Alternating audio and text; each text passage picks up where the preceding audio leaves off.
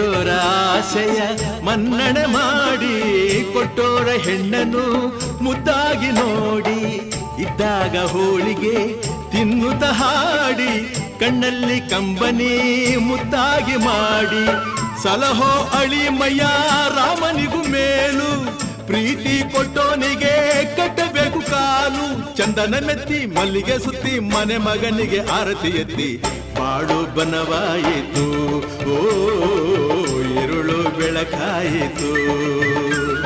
ದೀಪಾವಳಿ ದೀಪಾವಳಿ ಗೋವಿಂದ ಲೀಲಾವಳಿ ಅಳಿಯ ಮಗನಾದನು ಮಾವ ಮಗುವಾದನು. ತಾನ ತಂದಾನ